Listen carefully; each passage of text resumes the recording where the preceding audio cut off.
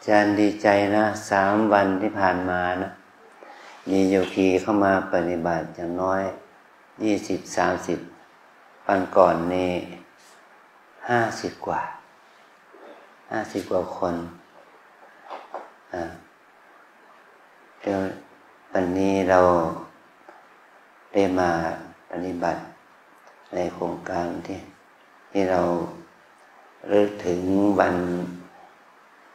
ที่สำคัญทางพระพุทธศาสนาเป็นวันอาสาฬหบูชาเข้าพรรษาแต่ก่อนนี้มีโยคีไทยผู้หญิงนี่นะ20 กว่าคนเดือนที่แล้วเนี่ยประมาณ20 กว่าคนมามากขึ้นก็เมื่อ 3-4 วันก่อนนี้นะเกือบ200นะถ้ารวมกับโยคีต่างประเทศแต่ก็โยคีพระสงฆ์และอุบาสกเรามี200 กว่าชีวิตนะที่มาเป็นบัตรที่นี่200 กว่าเราอาจารย์จึงรู้สึกมีความดีใจปลื้มใจที่โยคีได้เอาเวลาเหล่านี้มาเข้าวัดมันไม่ใช่เข้าวัดลำเปิงนะ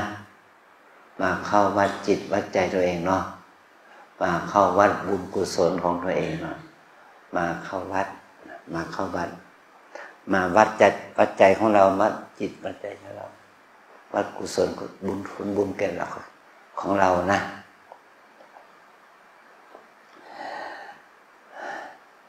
ฤดูเป็นสิ่งที่มีมาในธรรมชาติมานับเป็นล้านปีมาแล้วเมื่อโลกนี้มีน้ำฝนมีต้นไม้มีความชุ่มชื้นขึ้นมามันก็ทำให้สภาพอากาศในแต่ละพื้นที่แต่ละโซนก็เปลี่ยนแปลงไปบ้านเราฤดูฝนเนี่ยในบางพื้นที่เป็นฤดูแรงฤดูร้อนนะมันก็เปลี่ยนแปลงไปตามกาลเวลาตามสภาพของสิ่งแวดล้อมแต่คำว่าพรรษานั้นเป็นคำพูดที่มันเกิดขึ้นในพระพุทธศาสนาเรา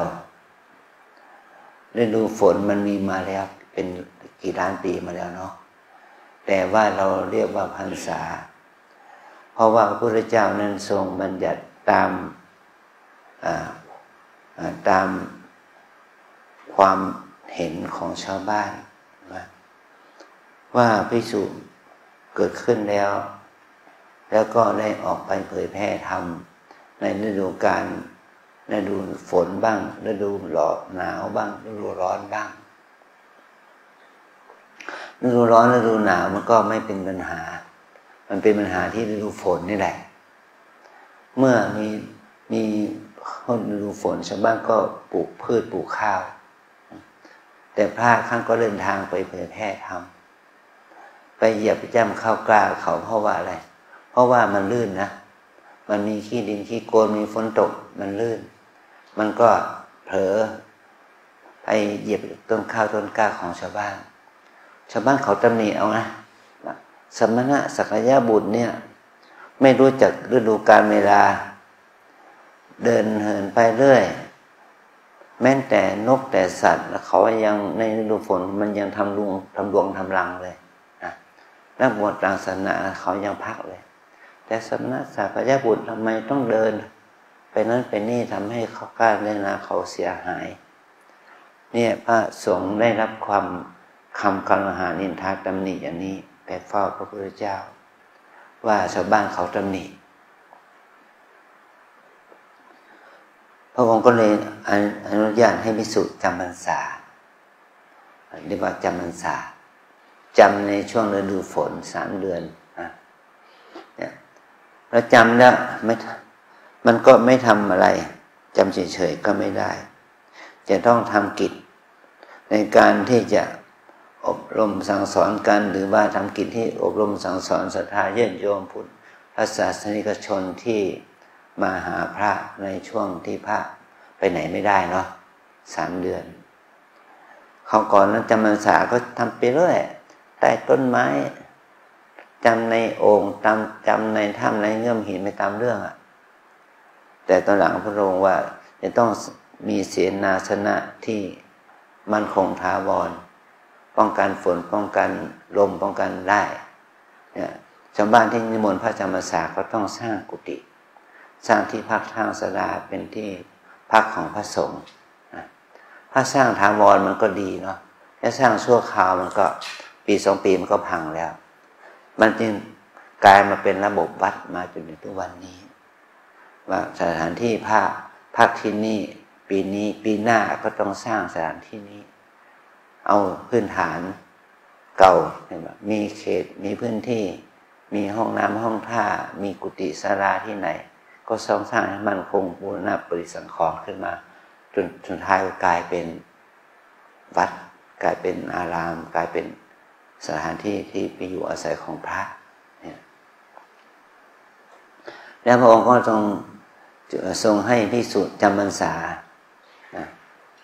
เมื่อจำพรรษาแล้วชาวบ้านไม่อยากจะให้พระเดินทางจะรีบไปไวก็นิมนต์พระอยู่อาศัยเป็นอย่างน้อย1 เดือนเพิ่มอีก1 เดือนเพื่อให้พระนั้นได้มีโอกาสหาผ้าผัดเปลี่ยนนะเมื่อผ้ามันเก่าผ้าเป็นบางสกุลเนี่ยผ้ามันเก่าก็หาผ้ามาเปลี่ยนใหม่มาซักมาเย็บมาย้อมให้เป็นผ้านุ่งผ้าห่มใหม่เพื่อที่จะออกไปเผยแพร่ธรรมในโอกาสในฤดูฝนในฤดูหนาวฤดูร้อนต่อไปจึงเป็นประเพณีให้ก่อให้เกิด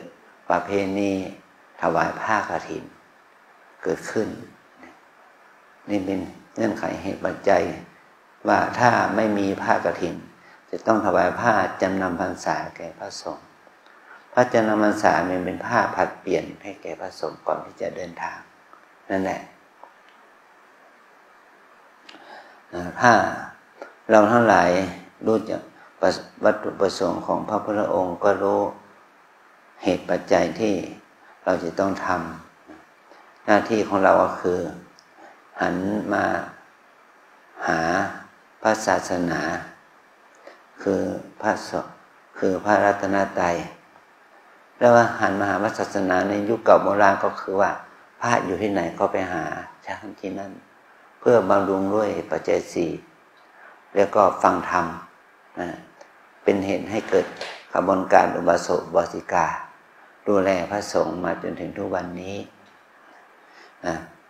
ภิกษุอยู่ที่ไหนก็อุบาสกอุบาสิกาก็จะเกิดขึ้นที่นั่นเพราะว่าอาศัยพระสงฆ์นั้นให้อบรมธรรมะหลักธรรมคำสอน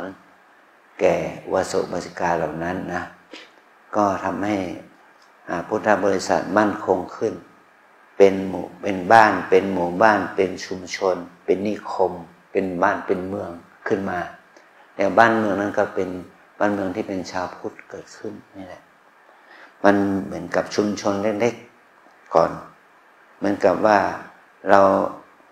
ให้นึกถึงประเทศที่เป็นตะวันตกเนี่ยเป็นชุมชนชาวไทยเป็นครอบครัวชาวไทยครอบครัวชาวไทยนั้นหลายๆครอบครัวก็อยากจะมีวัดก็นิมนต์พระมาจำพรรษาเช่าบ้านซื้อบ้านมาเป็นที่อยู่ที่อาศัยของพระก็กลายเป็นวัดกลายเป็นบริษัทที่ไม่แสวงหาผลกำไรบริษัทไม่แสวงหาผลกำไรที่อเมริกาเขาต้องทำอย่างนี้แต่ทางเยอรมันเขาเรียกว่าสมาคมทำให้เกิดพุทธสมาคมเมื่อจดทะเบียนเป็นพุทธสมาคมก็นิมนต์พระไปได้เรียกว่าแสวงหาบ้านแสวงหาเอาบ้านนั้นมาเป็นวัดก็กลายเป็นสถานที่ศูนย์รวมน้ำใจศูนย์รวมจิตใจของคนไทยชาวพุทธเกิดขึ้นมันก็กลายเป็นชุมชนชาวพุทธเกิดขึ้นมา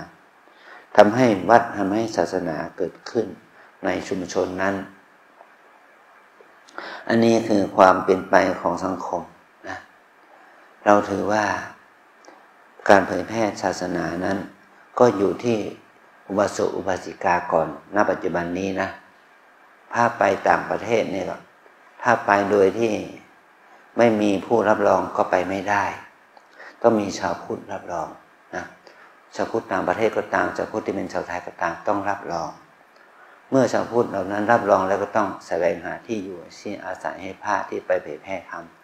สร้างวัดสร้างวาสร้างบริษัทมาแสวงหาผลกำไรสร้างสมาคมที่ทำประโยชน์ทางด้านจิตใจเกิดขึ้นจึงทำให้พระศาสนาเจริญขึ้นในบ้านเมืองนั้นนะต่อไปตั้งแต่เป็นคนชุมชนชาวพุทธที่เป็นคนไทยชุมชนชาวพุทธที่เป็นชาวต่างชาติเหล่านั้นก็เป็นเหตุให้พระศาสนาตั้งมั่นขึ้นมาเพราะเราเนี่ยเป็นคนโชคดีเนาะเรามีวัดก่อนแล้วเราจึงได้สบายมีโบสถ์มีวิหารมีเจดีย์เป็นเวลาหลายร้อยปีเป็นพันปีมาแล้วเรามีวัดเก่าแก่โบราณมาแล้วเราจึงอาศัยสิ่งเหล่านี้มาเอาเป็นที่พึ่งที่ระลึกที่ว่าเราเรียกว่าเรามีศาสนวัตถุอยู่แล้วแล้วเราก็แสวงหาบุคคลคือศาสนาบุคคลได้แก่พุทธบริษัทภิกษุสามเณรอุบาสกอุบาสิกานะรวมตัวกันมาประพฤติปฏิบัติศาสนกิจและศาสนาวัตถุเกิดขึ้นมีวัดวาอารามศาสนธรรมก็เกิดขึ้นเราจะได้อาศัยสถานที่เหล่านั้นมาศึกษาธรรมมาเข้าใจธรรมะของพระศาสดานี่แหละอันนี้เราทั้งหลายเนี่ยได้มาที่นี่แม้นว่าจะ3 วันก็ตามนะ3 วัน5 วัน7 วัน9 วันสูงสุด20 วันนะ20 วันเท่านั้นแล้วนอกนั้นก็มาเช้าเย็นกลับมีอยู่อีก2 คนมาเช้าเย็นกลับนี่ถือว่าเราจะได้มีโอกาสมาศึกษาธรรมนี่ไม่ใช่ศึกษาจากหนังสือไม่ได้ศึกษาจากแม่ชีโยคีไม่ได้ศึกษาจากพระโดยตรงคำว่าศึกษาธรรมในที่นี้คือศึกษาตัวเองศึกษาจิตใจตัวเองนะศึกษากายใจตัวเองว่าเราจะทำให้ตัวเราดีขึ้นได้อย่างไรก็โดยการมาศึกษาธรรมในตนนะธรรมะในตนเนี่ยพระพุทธเจ้าสอนธรรมมากมาย 84,000 พระธรรมขันธ์ก็คือสอนเรื่องที่เกี่ยวกับตัวเราว่าจะทำให้ตัวเราทางกายทางวาจาทางใจดีขึ้นได้อย่างไรนะเราจะละกิเลสโลภโกรธหลงออกจากกายวาจาใจของเราได้อย่างไรพฤติกรรมทางกายวาจาใจของเราจะดีขึ้นได้อย่างไรก็โดยที่เราอาศัยหลักธรรมนะคำสอนที่พระองค์ทรงสอนนั้นได้เอามาใช้ให้เรานั้นได้ประยุกต์หลักธรรมคำสอนนั้นให้ความดีงามเกิดขึ้นกับตัวเราณที่นี้เดี๋ยวนี้เวลานี้หมายความว่าให้กายใจของเรานั้นอยู่กับตัวเองเอาใจใส่ดูแลตัวเองอย่างนี้นี่แหละเราเรียกว่าเราศึกษาธรรมนะเราศึกษาธรรมการศึกษาธรรมก็ศึกษาตัวเองนั่นเองนะแต่ว่าธรรมมันมี3 อย่างคือขั้นหนึ่งคือปริยัติธรรมคำว่าปริยัติธรรมก็คือหลักคำสอนที่ปรากฏจะอยู่ในจารึกนะจารึกเป็นหนังสือเป็นคัมภีร์เป็นพระไตรปิฎกแม้แต่จารึกลงในใบลานจารึกลงในแผ่นหินที่เป็นหลักคำสอนที่เราอ่านได้เนี่ยที่เราอ่านได้เนี่ยนี่เราเรียกว่าปริยัติธรรมปริยัติธรรมนี่มันหาง่ายเดี๋ยวนี้เราศึกษาได้ในโทรศัพท์มือถือของเรานะเราไปกดใน Google ว่าพระไตรปิฎกมันก็ออกมาแล้วเรื่องศีลมันก็ออกมาแล้วเรื่องสมาธิมันก็อธิบายออกมาแล้วเรื่องปัญญามันก็อธิบายออกมาเรื่องกรรมฐานมันก็ศึกษาทางที่ออกจากคอมพิวเตอร์เนี่ยออกจากโทรศัพท์มือถือเนี่ยมันมีมากมายแต่ว่ามันได้แค่ความรู้มันได้ความรู้นะแต่ขั้นที่2นี่เราเอาหลักธรรมนั้นมาประพฤติปฏิบัติถ้าเราเอาหลักธรรมนั้นมาประพฤติปฏิบัติเราเรียกว่าปฏิ ธรรมปฏิสัทธรรมพระธรรมที่เกิดจากการลงมือปฏิบัตินี่แหละเราเรียกว่าเราได้มาศึกษาธรรมระดับนี้ระดับปฏิสัทธรรมนะให้เรารู้จักกายใจของเราตามเป็นจริงให้เรารู้จักคำว่าความอดทนถ้าอาจารย์สอนว่าอดทนเนี่ยเราจะต้องฝึกตัวเองอดทนนะปวดเจ็บก็ต้องอดทนนะหิวกระหายก็ต้องอดทนใช่ไหมมีสติมีสมาธิอาจารย์พูดแค่นี้เราต้องไปฝึกให้มีสติให้มีสมาธิในวันหนึ่งคืนหนึ่งเนี่ยเราจะต้องมีความอดทนแล้วก็มีสติมีสมาธิมีความเพียรมีความอะไรอย่างนี้นะเราต้องฝึกให้มันเกิดขึ้นให้ได้เนี่ยคือเป็นการปฏิบัตินะมันก็เหมือนกับว่าเราเอาต้นไม้ต้นหนึ่งมาปลูกเนี่ยไปล้อมมาปลูกนะเราต้องตัดรากมันก่อนเนาะตัดรากตัดกิ่งตัดใบมาก่อนล้อมมาปลูกแล้วเรามาปลูกที่บ้านเนี่ยเราจะต้องให้ปุ๋ยให้ดินปรับที่ดินปรับปุ๋ยตกแต่งต้นไม้ต้นมันก็ค่อยๆเจริญเติบโตเหมือนกับว่ารากงอกยอดแทงขึ้นมาเพราะอาศัยการดูแลเอาใจใส่ที่ดีนะอาศัยการดูแลเอาใจใส่ที่ดีให้น้ำให้ปุ๋ยมีไม้ค้ำมีอะไรให้ดีต้นไม้ต้นแจกตัวนั้นก็ออกรากออกดอกออกรากแตกยอดต่อไปก็มันก็โตขึ้นให้กิ่งให้ใบให้ดอกให้ผลเป็นผลปรากฏแห่งความเพียรที่เราเอาใจใส่ดูแลเขาอันนี้ก็เป็นกันเราในอายุเท่าไหร่ล่ะอายุ30 40 50 60จนถึง70แล้วเนาะ70 ปี มันก็แก่แล้วแหละเราปลูกมันจะโตหรือเปล่าล่ะรากมันจะงอกยอดมันจะแทงหรือเปล่าล่ะนั่นแหละเราโตแล้วเราแก่แล้วมีอายุมากแล้วรากมันก็งอกไม่เจริญแล้วเนาะยอดมันก็แทงไม่สมบูรณ์แล้วเราต้องเอาใจใส่ดูแลให้ปุ๋ยให้ฮอร์โมนมันนะให้น้ำให้ปุ๋ยให้ฮอร์โมนมันให้มากขึ้นมันจึงทำให้ต้นไม้ต้นนั้นที่เป็นต้นไม้แก่นั่นแหละมันจึงจะออกรากออกดอกออกผลแก่เรานะอันนี้คือปฏินี่เขาเรียกปฏิสัทธรรมพระธรรมที่เกิดจากการภาวนาด้วยใจด้วยตัวเราเองนะให้เรามีสติรู้อย่างนี้ให้เรามีสมาธิรู้อย่างนี้ให้เรามีความเพียรอย่างนี้ให้เรามีความใส่ใจอย่างนี้โดยเฉพาะให้เรามีความศรัทธาที่จะทำให้พระธรรมเกิดขึ้นก็คือศรัทธาตัวเองเรามีมือเรามีเท้าเรามีหูมีตามีกายมีใจมือเท้าหูตากายใจนี้เราเรียกว่ารูปธรรมสภาพจิตใจที่เกิดขึ้นในขณะที่เราเห็นได้ยินมือเท้ายืนเดินนั่งนอนสัมพันธ์กับอารมณ์ได้เนี่ยถ้าจิตใจรู้มันรู้ยังไงล่ะรู้สุขรู้ทุกข์รู้จำรู้แจ้งรู้คิดรู้นึกความรู้สึกรู้ทุกข์รู้จำรู้แจ้งรู้คิดรู้นึกเนี่ยนี่เราเรียกว่านามธรรมนะรู้สุขรู้ทุกข์รู้จำรู้แจ้งรู้คิดรู้นึกเนี่ยมันมีสองอย่างเป็นบุญบ้างเป็นบาปบ้างใช่ไหมเป็นกุศลบ้างอกุศลบ้างหมายความว่าที่เรามาปฏิบัติธรรมที่นี่ก็มาปฏิบัติธรรมเพื่อเอาอะไรเกิดขึ้นให้เอากุศลเกิดขึ้นใช่ไหมทำให้กุศลเกิดขึ้นให้บุญเกิดขึ้นความรู้สึกคิดนึกความรู้จำรู้แจ้งนี่ให้มีความรู้สึกคิดนึกรู้จำรู้แจ้งเพื่อให้เกิดบุญเพื่อให้เกิดบุญเพื่อให้เกิดกุศลเพื่อให้เกิดความดีบุญกุศลความดีมันจะเดินขึ้นได้ที่ไหนล่ะมันก็เดินขึ้นได้ที่ใจเรานั่นแหละเดินขึ้นจะได้ที่การที่เราเดินยืนเดินนั่งนอนนั่นแหละมันไม่ใช่จะเดินออกจากภายนอกจากภายนอกเข้ามาข้างในแต่มันจะเดินจากภายในออกไปหาภายนอกนะภายในเราดีขึ้นแล้วจิตใจของเราดีขึ้นแล้วก็การทำการพูดมันก็ดีไปด้วยกุศลกรรมมันก็ดีขึ้นมาอกุศลกรรมมันก็บรรเทาเบาบางไปลงไปนะนี่ว่าบุญบาปมันไม่ใช่ตัวความคิดแต่บุญบาปเนี่ยมันเป็นความจริงนะถ้าเรามาปฏิบัตินี่ มันก็เป็นกุศลกรรมเป็นกุศลธรรมความดีงามนี่มันจะเกิดขึ้นกับเรา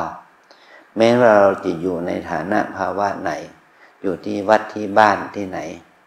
ก็เป็นไปเพื่อความเพียรเพื่อความเจริญแห่งกุศลธรรมความดีงามมันจะได้เกิดขึ้นต่อมาความดีงามมันเกิดขึ้นแล้วมันก็ได้ผลแห่งการประพฤติปฏิบัติทานศีลภาวนานี่แหละมันเป็นเครื่องบ่งบอกถึงความเจริญของจิตใจของเราทุกคนผลในการที่เราได้เจริญในกุศลธรรมนี้มันก็ให้เกิดผลทำให้เรามีความรู้สึกเป็นสุขความรู้สึกเป็นบวกเกิดขึ้นกับตัวเองเห็นคุณค่าของชีวิตนี่แหละทำให้เรามีความมั่นคงมีความศรัทธาในพระรัตนตรัยอย่างแท้จริงไม่ใช่เพื่อสิ่งศักดิ์สิทธิ์ไม่ใช่เพื่อสิ่งนั้นสิ่งนี้แต่ว่าเพื่อให้ได้เกิดสติปัญญา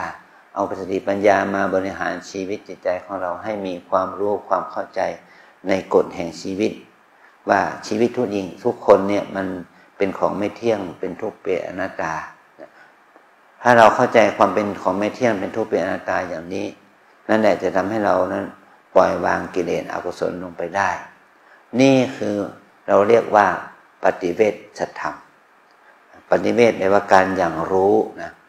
การอย่างรู้ข้อธรรมที่เราปฏิบัติข้อธรรมที่เราปฏิบัตินั้นเราได้จากคำสอนจากพ่อแม่จากครูบาอาจารย์จากพระสงฆ์องค์เจ้าจากท่านผู้รู้ท่านใดคนท่านหนึ่งมาสั่งสอนเราเนี่ยมาสอนเราให้เรารู้สิ่งที่เรารู้เนี่ยเราเรียกว่าปริยัติหรือก็ว่าเรารู้ศีลแปดนะเรารู้จักศีลแปดไหมรู้เนาะตอนนี้ก็ต้องให้ท่องศีลแปดทั้งวาลีทั้งไทยเนาะนี่เรารู้ศีลแปดละถ้าเรารู้แค่นี้ศีลแปดเนี่ยเราปฏิบัติไม่ได้เราล่วงละเมิดศีลแปดมันก็ไม่เกิดประโยชน์สุดผลเรียกว่าปฏิบัติธรรมในศีลแปดไม่ได้ผลกับเราแล้วถ้าเราปฏิบัติศีลแปดได้มันก็ได้ศีลบารมีของเรานะทานบารมีศีลบารมีมันก็เกิดขึ้นเมื่อศีลบารมีเกิดขึ้นเนี่ยเราก็ทำให้เรานั้นได้ชื่อว่าเป็นผู้ที่บวชเป็นเนกขัมมะเป็นผู้ที่บวชเพื่อพัฒนาวิถีจิตวิถีชีวิตของเราให้ได้อานิสงส์การบวชของเราก็ไม่สูญเปล่าการบวชก็คือการมาเว้นความชั่วทางกายวาจาใจนะเมื่อเรามาบวชเนี่ยเรามาเว้นความชั่วทางกายวาจาใจเราเรียกว่าเนกขัมมะเรามาบวชนี่เราจะเป็นคนที่จะอยู่กินนอนไม่ได้เราต้องประพฤติปฏิบัติเพิ่มความเพียรของเรานี่แหละเขาเรียกว่าเกิดวิริยะเป็นวิริยะบารมีเมื่อเรามีวิริยะมีความเพียรละชั่วทำดีอย่างนี้มันก็ก่อให้เกิดตัวความรู้ความจริงของชีวิตว่าชีวิตนี่เป็นของไม่เที่ยงเป็นทุกข์เป็นอนัตตานี่ชีวิตนี่เป็นของที่ไม่ใช่ตัวตนอย่างนี้มันก็เกิดความรู้เดียวเรียกว่าปัญญาเรียกปัญญาบารมีเมื่อเรามีปัญญาเกิดขึ้นแล้วมันก็จะก่อให้เกิดขันติความอดทนได้ดีขึ้นและสัจจะความจริงสัจจะความจริงสัจจะนี่ก็ทำให้เรานั้นทำอะไรก็ตามแต่ทำให้เราได้ประสบความสำเร็จเมื่อเรามีความสำเร็จทางด้านจิตใจเราแล้วก็ทำให้เราจิตใจเรามีเมตตามีแรงอธิษฐานจิตก็เกิดขึ้นกับเราว่าเรามาบวชเนี่ยเพื่ออะไรมาบวชเพื่อเราจะได้ละกิเลสละทุกข์เนี่ยเลือกเพื่อมรรคผลนิพพานเนี่ยนี่เราเรียกว่าอธิษฐานเมื่อเราอธิษฐานแล้วก็เกิดพลังบุญเกื้อกูลกันจะทำให้เราเข้าถึงธรรมที่เราเรียกมรรคผลนิพพานได้นะมรรคผลนิพพานก็ไม่ใช่สิ่งอื่นไกลก็ได้แก่การพัฒนาจิตของเราให้มีศีลมีสมาธิมีปัญญาเมื่อศีลสมาธิปัญญามีกำลังแล้วก็มันก็ละกิเลสอกุศลได้เป็นต้นนะถ้าเราศีลสมาธิปัญญามันเกิดขึ้นมาไม่เพียงกำลังมันไม่พอมันก็ละกิเลสอกุศลออกจากจิตใจของเราไม่ได้ก็คือว่าเราไม่สามารถบรรลุธรรมได้เมื่อกิเลสอกุศลมันละ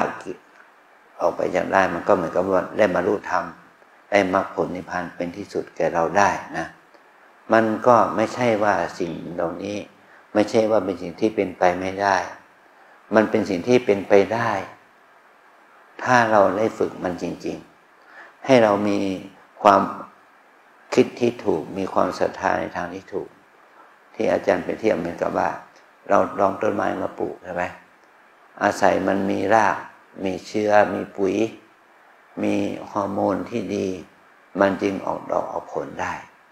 มันจึงให้ผลแก่เราได้ในวันเวลาที่เหมาะสมถ้าเราปลูกแล้วปล่อยปละละเลยมันไม่ให้ติดดินไม่ให้ปุ๋ยไม่ให้น้ำมันน่าจะโตมันตายซะเนี่ยนะน่าจะโตมันก็ตายเสียนี่แหละเพราะว่าเราไม่เอาใจใส่มันเท่าที่ควรเพราะเห็นนี้แหละการมาปฏิบัติธรรมเนี่ยให้เราศึกษาเอาใจใส่ดูแลตัวเองตามความเป็นจริงว่ากายใจนี้เป็นของมันจะมีประโยชน์แก่เราได้อย่างไรและกายใจนี้ถ้าเราไม่ใส่ใจไม่มีสติปัญญาเกิดขึ้นมาเนี่ยมันจะมีโทษแก่เราอย่างไรขอให้เราได้ศึกษาดูแลเอาใจใส่ตัวเองอย่างนี้นี่แหละคือว่าเรามาปฏิบัติธรรมในโอกาสที่เป็นวันเข้าพรรษาในวันนี้นะเอาละตรงนี้ขอให้ทุกคนรับกรรมฐานเนาะว่าตามอาจารย์นะวิปัสสนากรรมฐานตามแนวสติปัฏฐาน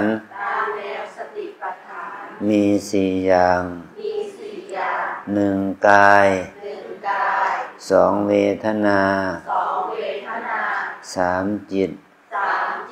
สี่ธรรมวิปัสสนากรรมฐาน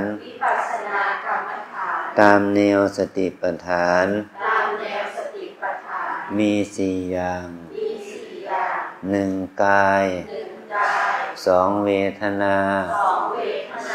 สามจิตสี่ธรรมหนึ่งกาย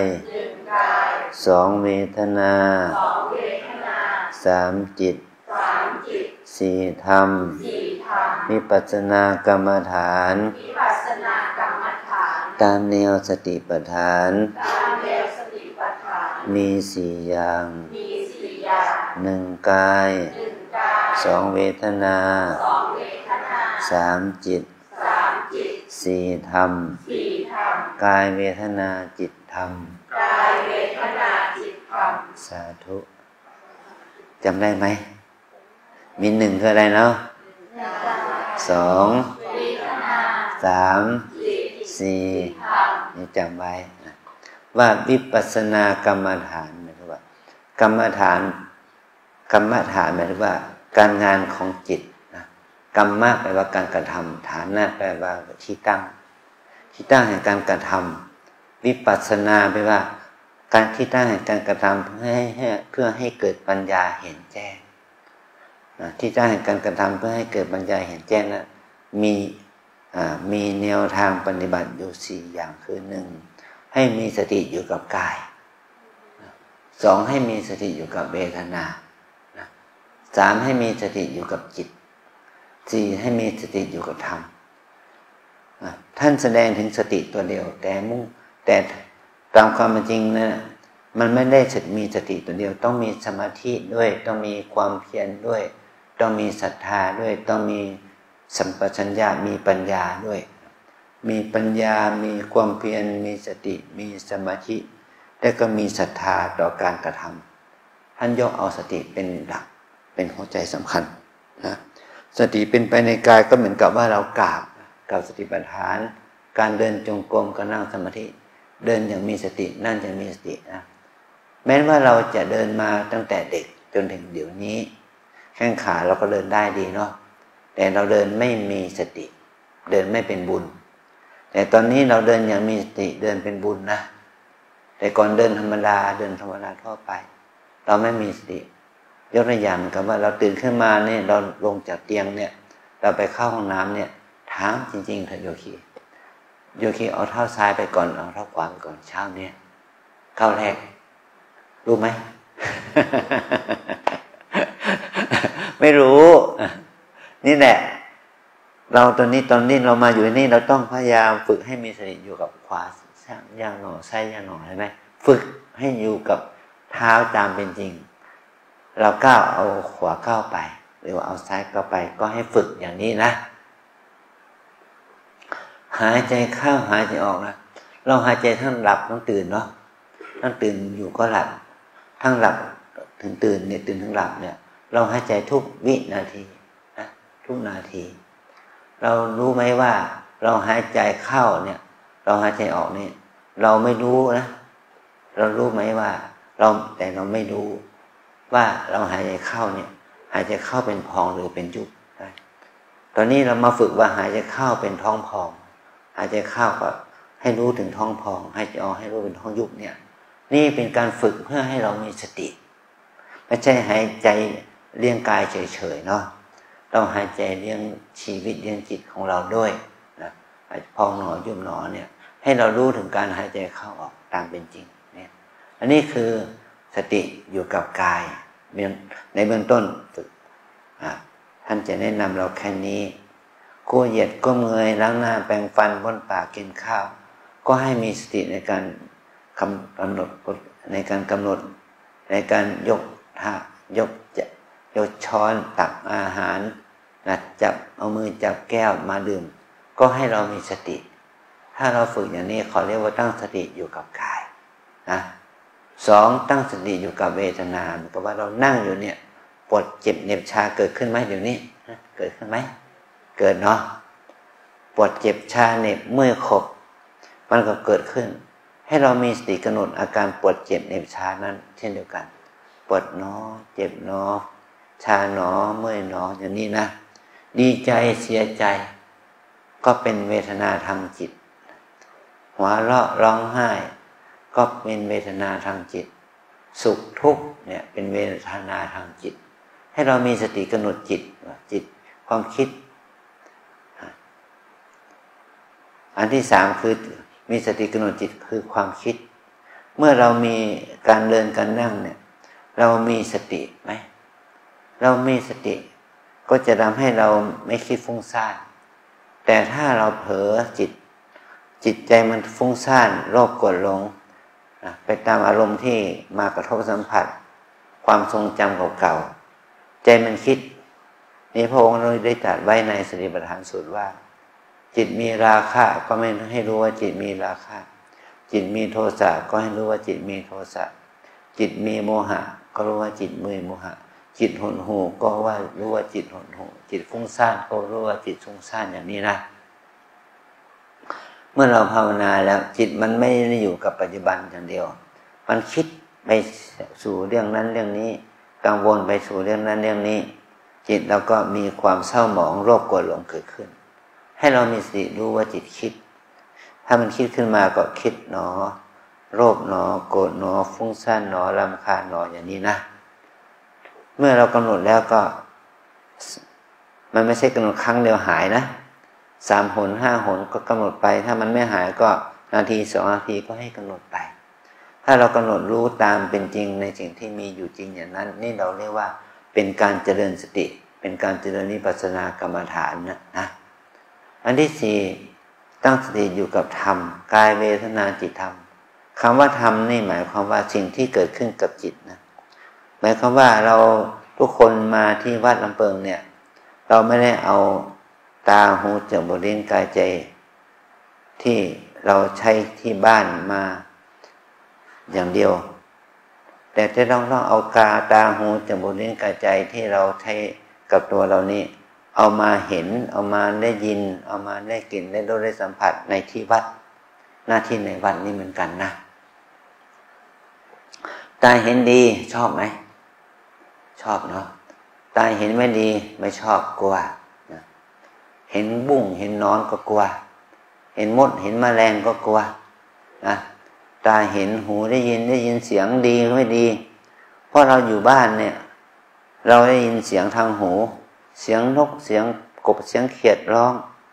อยู่ที่วัดก็เหมือนกันเราเห็นเราได้ยินเสียงนกเสียงหนูเสียงกบเสียงเขียดร้อง แล้วก็ให้เรามีสติกำหนดได้ยินหนอแต่ถ้าเราไม่มีสติกำหนดแล้วก็เสียงอะไรก็ตามแต่ป๊อกๆแป๊กๆก็ทำให้เราเกิดความคิดไม่ดีกลัวว่าเป็นผีกลัวมันเป็นนั่นเป็นนี่นั่นแหละการได้ยินก็ก่อให้เกิดโทษแก่ตนแล้วให้เรามีสติกำหนดเห็นหนอได้ยินหนอกลิ่นรสสัมผัสมากระทบทางกายก็เหมือนกันต้องมีสติกำหนดว่าเมื่อเรามีสติกำหนดแล้วก็ทำให้บุญเกิดขึ้นถ้าเราไม่มีสติกำหนดเกิดความโลภโกรธหลงชอบไม่ชอบขึ้นแทนมันนี่เราเรียกว่าอกุศลเกิดขึ้นจิตมันก็หมกมุ่นเกี่ยวกับกิเลสอกุศลเหล่านั้นนี่แหละมันเป็นบาปเป็นอกุศลที่เกิดขึ้นกับใจเราเองนี่เราเรียกว่าธรรมเรียกว่าชอบไม่ชอบง่วงฟุ้งสงสัยที่เกิดขึ้นในการภาวนาเนี่ยเราเรียกว่าธรรมนะตาหูจมูกลิ้นกายใจเป็นที่ตั้งของอารมณ์รูปเสียงกลิ่นรสสัมผัสเห็นได้ยินกลิ่นรสสัมผัสที่ดีที่ไม่ดีที่เราได้รู้ได้สัมผัสเนี่ยนี่เราเรียกว่าสภาวะธรรมขอให้เรามีสติกำหนดรู้ว่าการทำบุญภาวนาไม่ใช่เป็นการแสวงหาความสุขนะการทำบุญภาวนาเพื่อให้เรารู้ความจริงของชีวิตนะแล้วจะทำให้บุญกุศลสติสมาธิปัญญาความเพียรความอดทนเกิดขึ้นนะวันแรก2 วันแรกมันก็มีแต่ความฟุ้งซ่านเป็นธรรมดานะ2-3 วันมันก็ดีขึ้นไปบุญกุศลมันก็เกิดขึ้นนี่เนี่ยเพราะเห็นนี้เนี่ย